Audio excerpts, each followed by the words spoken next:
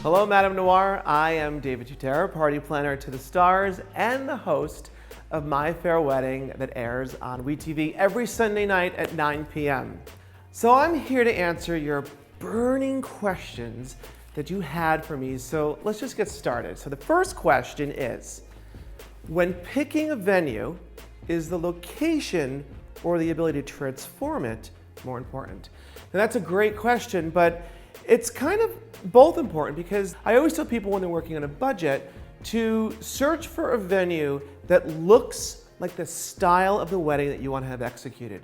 Therefore, you don't have to truly transform it.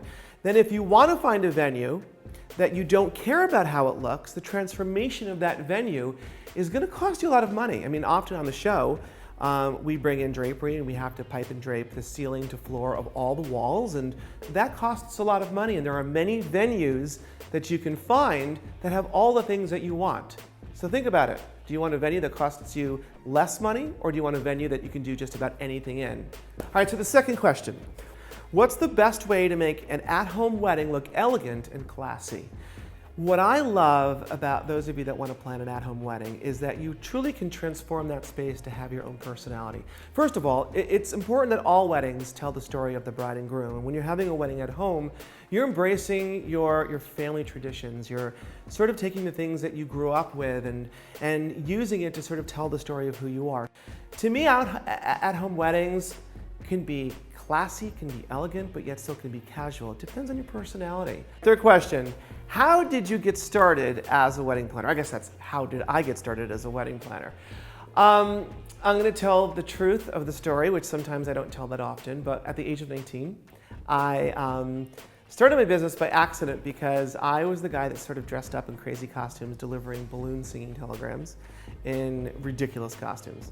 And I made some money, and I thought this was a great way to start a business. So I opened up this little store in Larchmont, New York, outside of New York City. And it was a cute little store that people went in to order singing telegrams.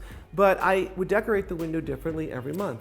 And this woman came in on a Saturday after she was standing in line in front of the store at the movies and said, "Who's the owner?" So of course it was just me, because it was me all by myself doing this whole crazy thing.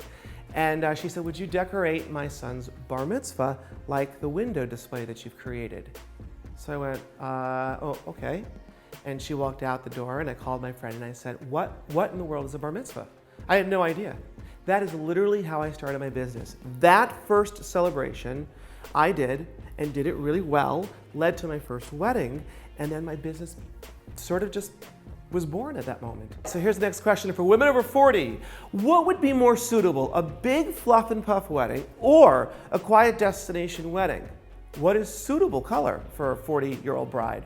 Or what seems silly at this stage? I always tell my brides, it doesn't make a difference how old you are. It doesn't make a difference if this is your second wedding, your third wedding. It makes a difference that you're in love, that you're walking down the aisle. There's nothing wrong or right.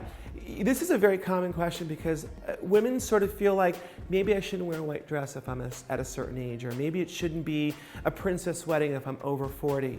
When guests go to your celebration, they go to your wedding, they want to know who you are. If that's what you want, walk down the aisle with a big poofy princess dress, if that's what you've always dreamed of. So don't put limitations, don't put parameters on the dream that you want for your wedding to be. All right, so the fifth question, how do you do a glamorous wedding on a budget of $5,000? Start praying, start collecting every penny, and you can do it. The truth of the matter is that you need to sort of dissect the puzzle. This goes for whether you're spending $5,000, $10,000, or whatever that number might be. It's very simple.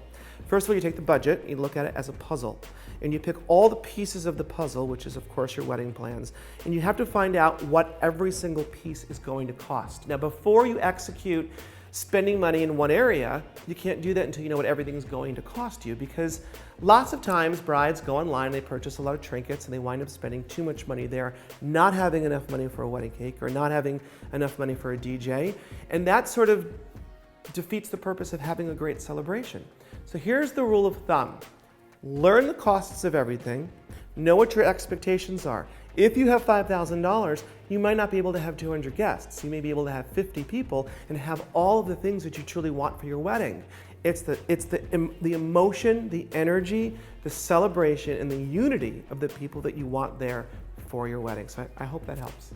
Thanks, Madame Noir, and go to madamenoir.com to learn so much more. But make sure you tune in to My Fair Wedding with, of course, me, David Tutera, 9 p.m. Sunday nights on WeTV.